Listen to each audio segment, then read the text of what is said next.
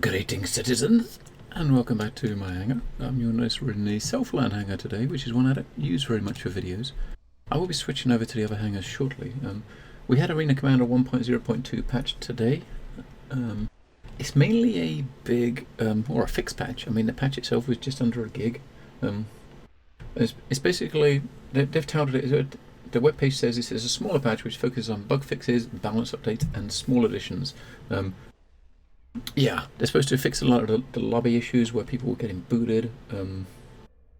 Some of the other things they've actually done, in 1.0.1 they added the skin system where you could actually get a couple of skins for the buggy. I haven't actually tried those yet, but I saw a grey-headed gamer do a video with them. With this patch, you actually had they added the ability to add some Aurora skins. There were 2 Aurora skins on the website last night that you can actually purchase for $5 each. A pirate skin and a UEE skin. But they're gone today. Those skins are actually available as of today in this patch to look at them. I was gonna purchase them and actually try them out on my Aurora LX just to show you guys what they look like, but they're not in the store at the moment. They took them out. And there's a third one which is supposed to be something related to Pitchfork or Operation Pitchfork, which we didn't see. So I'm guessing maybe they'll come back tomorrow. They also they're adding shield generators to the game, and there's a new shield section in the Voyager Direct store. The patch notes say they're adding 8 new Silk Corporation shield generators into the Voyager Direct store.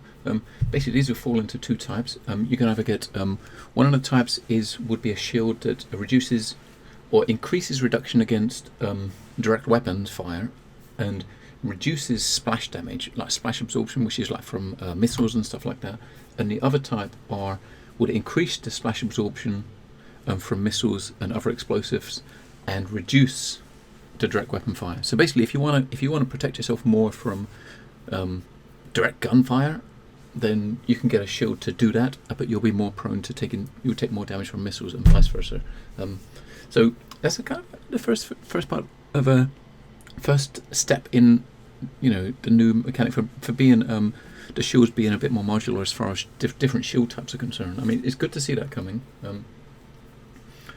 And yeah, so they've also added the shield section on the holo table to prepare for that, which, we can take a look at that, but we haven't actually got any shields yet.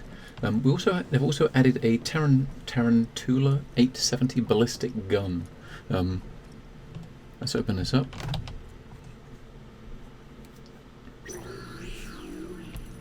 So I guess the Tarantula ballistic gun is obviously probably a new one going into the store. So we've got the shield section. If we actually try to bring a ship up on the holotable and see what shields it has.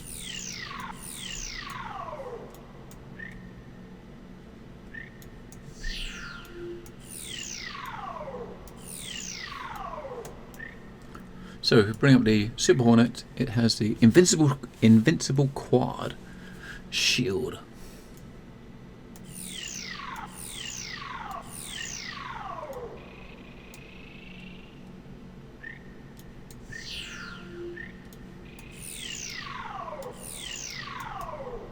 Is the Gladius got any shield components yet? No.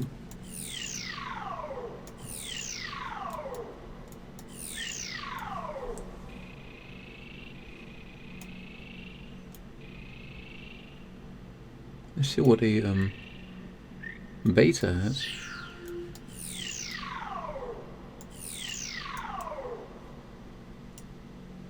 No, the beta doesn't have any removable shield either, but yeah, you get the idea. I mean, I've also some of the other patch notes that stood out for me. I mean, most of it is basically balancing fixes. As I said, they've actually got they fixed the handling and the thrust generation for the Gamma and the Omega. So I got to try the Omega again, do a bit of racing, see how it feels.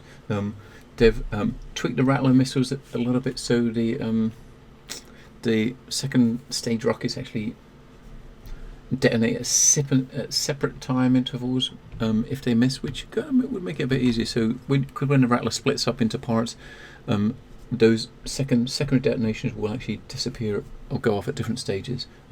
They've also increased the amount of the Tiger Strike ammo. I mean, the Tiger Strikes are the ballistic weapons you get in the turret on top of the Cutlass.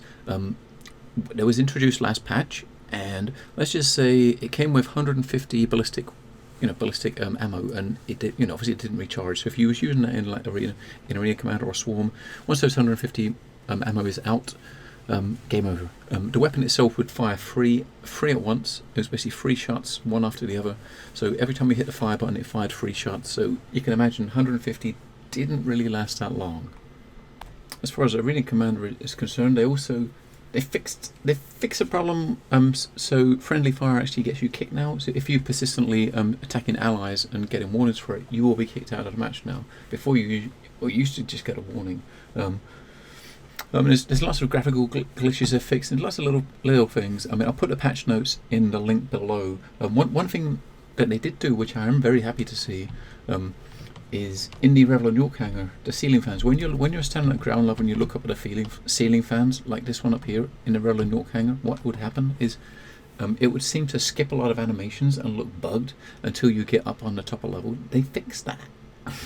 There are still a whole big list of known issues that they do have, which we can't, which they're still working on. But they'll fix it in time. I mean, the main reason I switched to this hangar is one thing that was noticed with the PTU, which I didn't get into, is I haven't tried. I'm going to try this in the other hangars as well. Is this in the back of the Southland hangar here? This is the room where you spawn in. This isn't in the patch notes, but this door actually opens now. So this. If you remember in the keynote, they was talking about the social module upcoming in April, which was a plan, and they're basically stating that the way to get into the into planetside is you can have an elevator. So now in this Southland hangar here, from the entrance, if you turn around where you log in, you can open up the door, and there's not much in here. You can't get out the other door here, and to the right here there is a small door which is an elevator. That's, if you look at the markings on the floor, you can see it's got a ship hangar that way, you got a picture of a ship that way, and there's a little image from an elevator that way. So this is the elevator that's going to go down to planetside in the social module. I haven't looked at. I'm going to look in the other hangars now. I'm going to jump between each of the hangars just to see if they all have the same room, and just to look at them in. Okay, here we are in the air review hangar, which is where we can log in.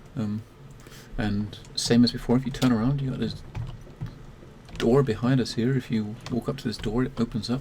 There's no sound effects on the doors, but as you walk into the door, you've got the same symbols on the floor. Elevated this way, hangar that way, and you've got the elevator to go down to planetside. Now, this is pretty cool. I'm really glad they put this in. But this is obviously in preparation for the hangar module, as I said. I was just going to run up to the next door to see if that opened as well. See if it was just that one door. Yeah, okay, it's just that main door. So I'm curious. I mean, obviously it's going to have, the Revel and York one's going to be the same, but I'm kind of curious about the asteroid one, just to see if they're, because obviously a lot of people are going to be using the asteroid hangar, and you've got to be able to get planetside in the social module if you're using that hangar. So I'm going to go take a look. Jump into the asteroid hangar next, and just take a look, see if there is any such thing like this. And then we'll check out the Revel and York hangar before I wrap up the video. One thing that is cool is when you come in here, obviously, this is the business hangar, is by the lift here, you got a little symbol for the lift, and there's a big sign that says "Watch your step" in front of the lift. You didn't have that in the cheap hangar, in the Southland hangar, but in the more expensive business hangar, you got this little sign here. I wonder if the deluxe hangar would have the same. Okay, here we are in the asteroid hangar. Now, technically, the way these asteroid hangars, these elevators work, as I said, what it's supposed to be is these rooms and the elevators in them are supposed to be the elevators down to planetside for the social module. Now, technically, if I'm being technical, I'm in an asteroid hangar. This asteroid is in orbit. It's not planetside. So there's no way you could have a lift from here to the planetside. But if you come down into the door, you've got the elevator symbol on the door, and if you wander down to the door opens up. And in here, the same as before, you've got the, another door at the end, which that's maybe an exit, I guess. I'd like to see where this goes in an asteroid hangar. And you've got the other symbol, which is to the elevator. Of course, the elevator here does not have this is the asteroid hangar. We don't have the mind your step icon or anything like that. And You know, you can't push this button to call the elevator yet. I'm guessing that's what you'll do. I understand why they put this in here, obviously, because, you know, when we get planetside module, the social module, if you only have an asteroid hangar, or you want to use asteroid hangar and you couldn't get to planetside, that would be sucky. So, but once we get to PU, once we're actually in the main game, obviously it's got to work a bit different, because the asteroid hangars are going to be, then, you know, they're not planetside.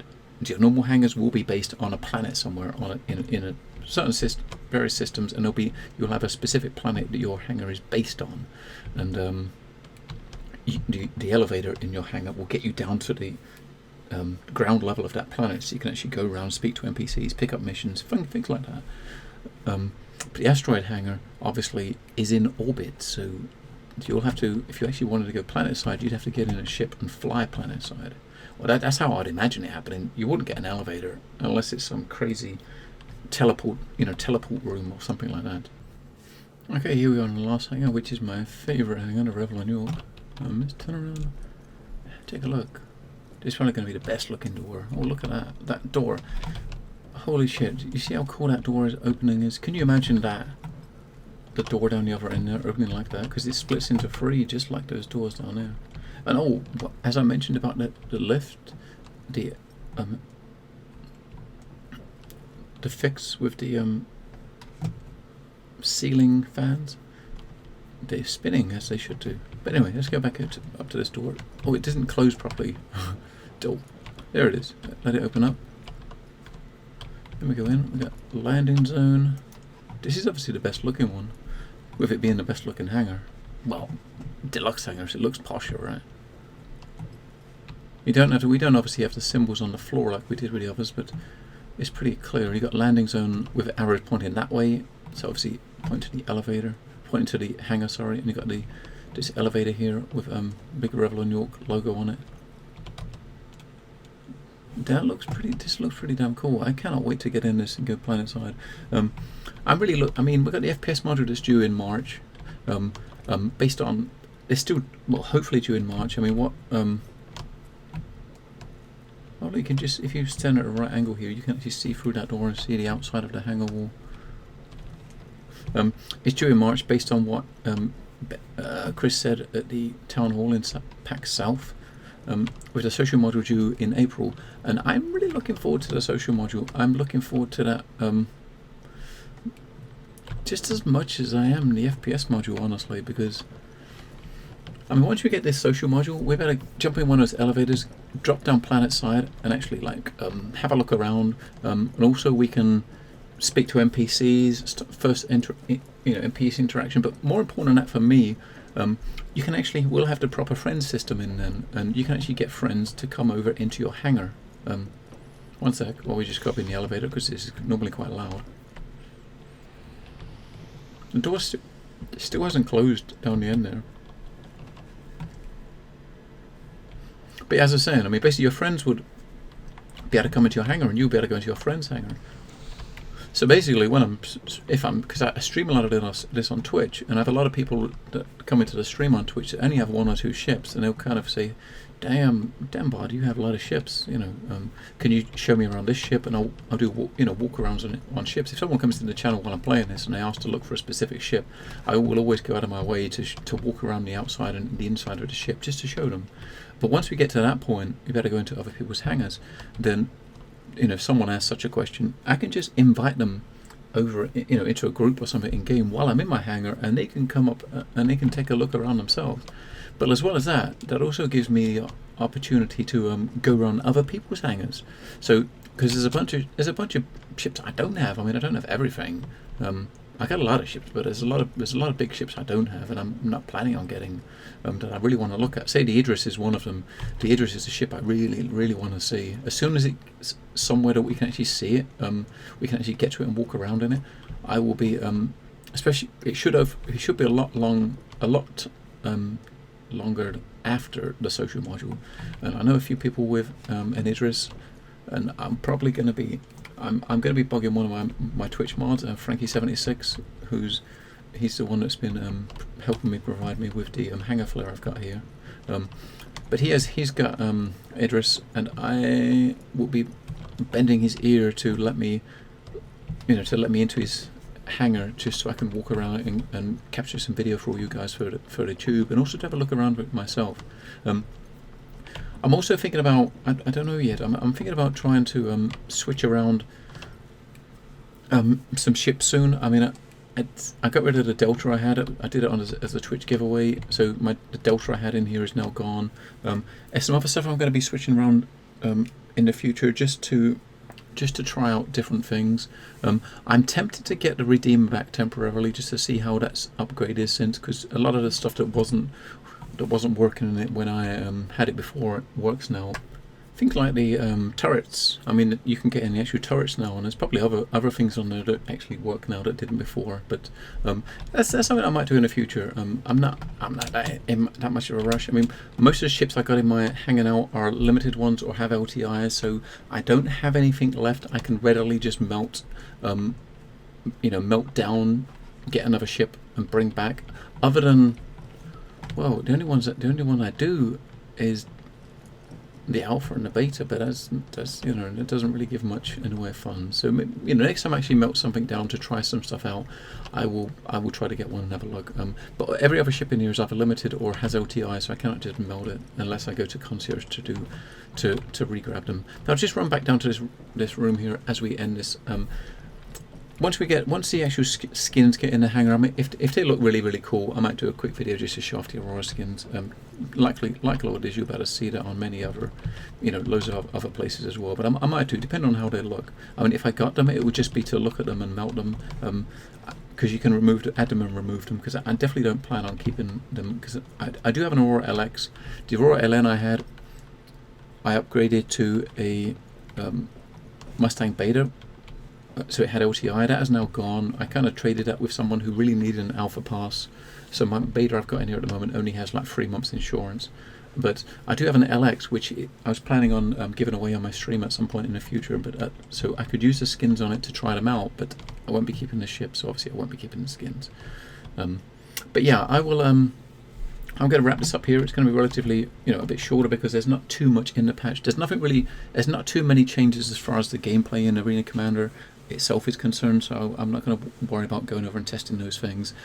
As I said, I'll put the patch notes the link to the patch notes in the description below, along with my Twitter and my Twitch if you want to come over and follow on Twitter or Twitch.